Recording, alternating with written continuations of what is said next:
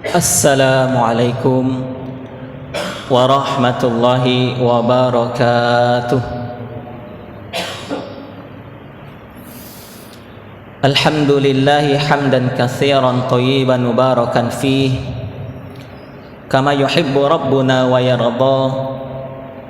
Ashhadu an la ilaha illallah wahdahu la syarika lah wa ashhadu anna Muhammadan abduhu wa rasuluh la nabiyya ba'dah. Allahumma salli wa sallim wa barik ala nabiyyina Muhammadin wa ala alihi wa sahbihi ajmain, amma ba'd. Hadirin jamaah salat subuh rahimani wa rahimakumullah. Alhamdulillah, kita bersyukur kepada Allah Subhanahu wa taala karena Allah masih memberikan kenikmatan dan kesempatan kepada kita untuk melakukan kebaikan dan beribadah kepadanya hingga saat ini. Salawat dan salam semoga senantiasa tercurah kepada suri tauladan kita, manusia mulia Nabi Muhammad sallallahu alaihi wasallam, kepada keluarga beliau, para sahabat dan pengikut beliau yang setia hingga akhir zaman. Semoga kita istiqomah dalam menjalankan ajaran Islam dan sunnah-sunnah beliau hingga akhir hayat kita. Hadirin yang berbahagia rahimakumullah, sebagaimana biasanya di Rabu subuh ini kami akan menyampaikan atau membacakan tanya jawab agama, fatwa-fatwa Majelis Tajih dan Tajdid Pimpinan Pusat Muhammadiyah, yang pada kesempatan ini kami akan menyampaikan berkaitan dengan hukum membawa anak kecil ke masjid. Ada sebuah pertanyaan, bagaimana hukum membawa anak kecil ke masjid? Mohon untuk diberikan penjelasan dengan hadisnya. Terima kasih. Pertanyaan dari saudara Randy Bakhtiar, Watu Kebo, disidangkan pada Jumat 25 Muharram 1439 Hijriah atau 5 Oktober 2018 Masehi. Jawaban dari tim Majelis Tarjih dan Tajdid Pimpinan Pusat Muhammadiyah. Terima kasih atas pertanyaan yang saudara sampaikan kepada tim fatwa Majelis Tarjih dan Tajdid Pimpinan Pusat Muhammadiyah. Setiap anak yang dikaruniakan oleh Allah Subhanahu wa taala kepada orang tua adalah lahir dalam keadaan fitrah, yaitu suci, bersih seperti kertas, tidak ada kotoran dan coretan sedikit pun. Kemudian orang tuanya lah yang menjadikan penentu masa depan keagamaan dari seorang anak tersebut. Hal ini sebagaimana yang dijelaskan Nabi dalam sebuah hadis dari Abu Hurairah radhiyallahu an Nabi Hurairah radhiyallahu an qol, dari Abu Hurairah radhiyallahu an, ia berkata, qala an-nabiy sallallahu alaihi wasallam, Nabi sallallahu alaihi wasallam bersabda, kullu mauludin yuladu 'alal fitrah. Setiap anak yang lahir dalam keadaan fitrah atau suci, bersih, fa abawahu yuhawidanihi au yunassiranihi au yumajjasiyanihi kama salil bahimati tuntajul bahimah, rawahul Bukhari.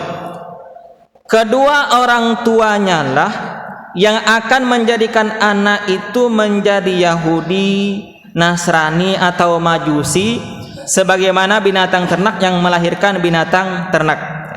Hadis riwayat Bukhari nomor 1296. Hadis di atas memberikan peringatan bahwa keberagaman anak tergantung pada pendidikan orang tuanya. Apabila anak diajari oleh orang tuanya kebaikan, maka dia akan menjadi anak yang baik akhlaknya. Sebaliknya, apabila anak diajari keburukan, maka dia akan menjadi anak yang jelek akhlaknya, buruk akhlaknya. Mengenai persoalan membawa anak kecil ke masjid, hukum asalnya adalah boleh.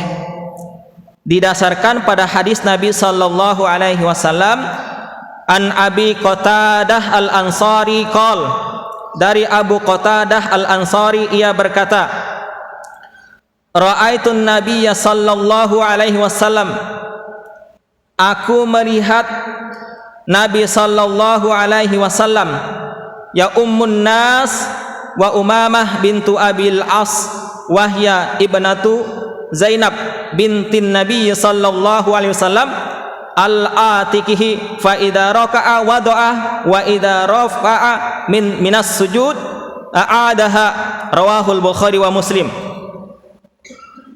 Pada saat itu Rasulullah mengimami kami sambil menggendong Umamah binti Abi As, yaitu anak Zainab binti Muhammad sallallahu alaihi wasallam. Dia di atas pundak beliau. Apabila beliau ruku maka beliau meletakkan Umamah, dan apabila beliau berdiri dari sujud maka mengembalikannya, artinya menggendong kembali Umamah, menggendong kembali anak tersebut. Hadis riwayat Bukhari dan Muslim. Dalam riwayat yang sahih lainnya yang disebutkan bahwa Rasulullah sallallahu alaihi wasallam pernah memperpanjang sujudnya dalam salat karena salah satu cucunya Hasan dan Husain bermain menaiki punggung beliau. Sebagaimana dalam sebuah hadis yang lumayan panjang yang kami bacakan artinya, dari Abdullah bin Saddad, dari bapaknya diriwayatkan, ia berkata, Rasulullah sallallahu alaihi wasallam pergi kepada kami di dalam salah satu salat Isya. Ia membawa Hasan dan Husain, kemudian Rasulullah sallallahu alaihi wasallam ke depan dan meletakkan Hasan dan Husain. Kemudian beliau bertakbir untuk salat lalu mengerjakan salat. Saat salat beliau sujud yang lama, saat salat beliau sujud yang sangat lama. Maka ayahku berkata, lalu aku mengangkat kepalaku dan ternyata ada anak kecil di atas punggung Rasulullah yang sedang sujud, lalu aku kembali sujud. Setelah Rasulullah sallallahu alaihi wasallam selesai salat, orang-orang berkata, wahai Rasulullah sallallahu alaihi wasallam, saat salat engkau memperlama sujud hingga kami mengira bahwa ada sesuatu yang telah terjadi atau ada wahyu yang diturunkan kepadamu. Beliau menjawab, bukan karena semua itu, tetapi cucuku Hasan atau Husain menjadikanku sebagai kendaraan, maka aku tidak mau membuatnya terburu-buru. Aku biarkan hingga ia selesai dari bermainnya di atas punggung Nabi sallallahu alaihi wasallam. Hadis riwayat An-Nasa'i dan Imam Ahmad. Hadis pertama maupun yang kedua merupakan sunnah fi'liyah yang menggambarkan perbuatan Rasulullah sallallahu alaihi wasallam. Hadis pertama merupakan sunnah fi'liyah yang menggambarkan perbuatan Rasulullah menjadi imam salat berjamaah di masjid sambil menggendong cucunya, yaitu Umamah. Hadis kedua merupakan sunnah fi'liyah yang menggambarkan perbuatan Rasulullah sallallahu alaihi wasallam memperlama sujudnya dalam salat karena Hasan atau Husain menaiki punggung beliau. Membiasakan diri untuk membawa anak ketika salat berjamaah ke masjid adalah permulaan yang baik dalam mendidik anak. Oleh itu akan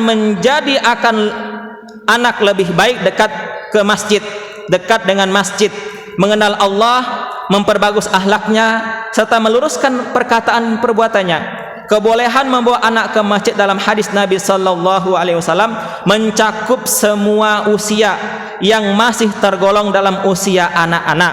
Namun demikian, orang tua juga perlu memperhatikan keamanan dan keselamatan bagi si anak. Apabila masih terlalu dini untuk diajak ke masjid, orang tua harus lebih hati-hati ketika mengajak anaknya ke masjid. Terlebih bagi anak yang belum memasuki usia mumayyiz. Anak yang belum memasuki usia mumayyiz dan masih terbiasa buang air di celananya, hendaknya orang tua mengganti popoknya terlebih dahulu sebelum diajak ke masjid, serta membawa pakaian ganti bagi si anak jika tiba-tiba anak ingin buang air atau mengenakan pamper pada anaknya. Bagi anak yang sudah memasuki usia mumayyiz, orang tua harus memberikan pengertian kepada anak untuk ikut sholat dengan tertib mengikuti gerakan imam atau duduk diam di tempat menunggu salat berjamaah selesai. Apabila ada anak-anak yang bermain di masjid, baik ketika salat berjamaah berlangsung maupun tidak, jangan ditegur dengan teguran yang keras sehingga membuat anak trauma atau takut untuk pergi ke masjid. Namun hendaknya dinasehati dengan lemah lembut agar anak tetap merasa nyaman untuk pergi ke masjid. Kesimpulannya, hukum membawa anak ke masjid adalah boleh sebagaimana hadis Nabi sallallahu alaihi wasallam di atas, bahkan dianjurkan untuk membiasakan dan mendidik anak agar mencintai dan rajin ke masjid. Namun bagaimana posisi anak ketika diajak ke masjid? Kalau kita melihat hadis Nabi tadi, kalau dia masih kecil, belum mumayyiz itu ada ulama yang mengatakan antara umur 7 tahun ya, 7 ke atas. Ada pula yang berpendapat 6 ke atas ya. Mumayyiz ini anak yang sudah bisa dia ajak ngobrol, anak yang sudah bisa dikasih tahu, bisa membedakan mana yang baik dan buruk, bisa dikasih tahu salat, diam, ikutin gerakan iman ya, maka itu boleh ya, mengikuti salat. Akan tetapi ketika dia kecil, di bawah itu ya, baik itu umurnya 2 tahun ya, 3 tahun ya, bahkan mungkin 4 tahun, maka bagaimana posisinya ya?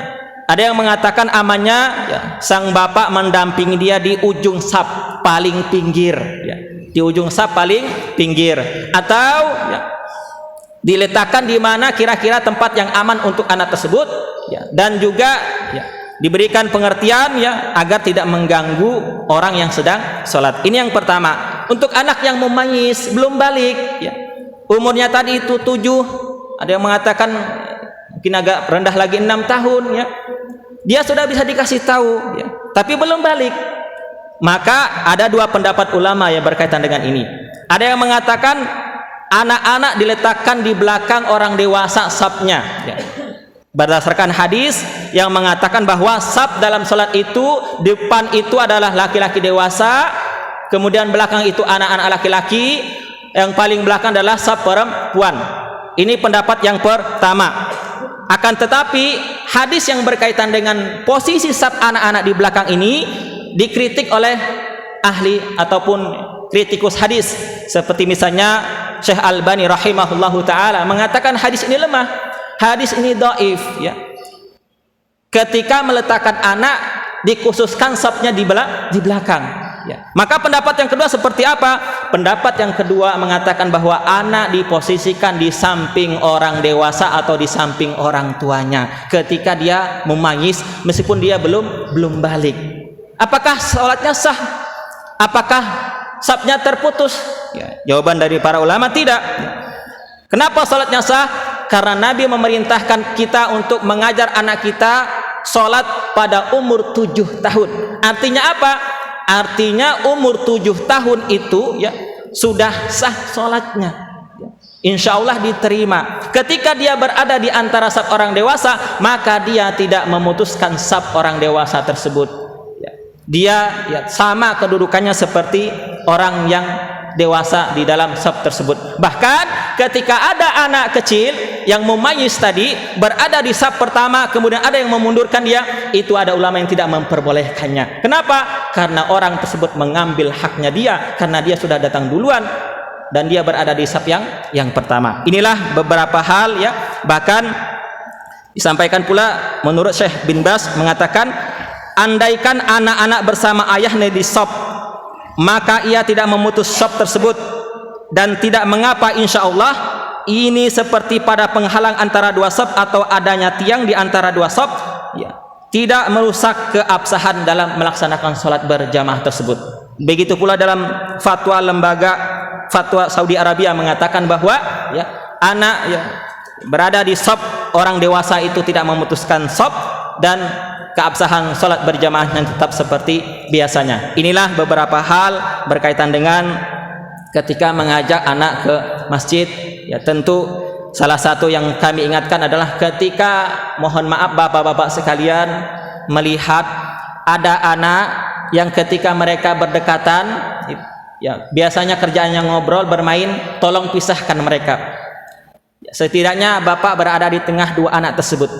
Ini mengurangi mereka untuk ya, tidak benar sholatnya, sehingga mereka benar-benar mengikuti gerakan sholat sambil diingatkan jangan banyak gerak dan jangan bermain ketika sholat. Pisahkan, jangan dibiarkan dua anak ini berdampingan. Kenapa? Karena kalau dua anak ini terus berdampingan, mereka akan ngobrol dan bermain-main sepanjang sholat, termasuk ketika diletakkan di belakang secara khusus ya.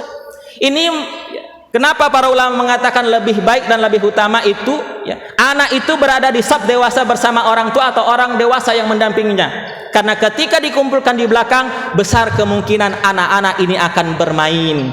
Bahkan mohon maaf, kita menyaksikan video beberapa bulan yang lalu di bulan Ramadan, ada anak-anak di saf belakang ya, bermain-main sambil menendang kepala temannya ya. Itu karena mereka dikumpulkan satu tempat. Coba kalau mereka di tempat dewasa mungkin agak berkurang untuk kemungkinan melakukan hal yang semacam itu.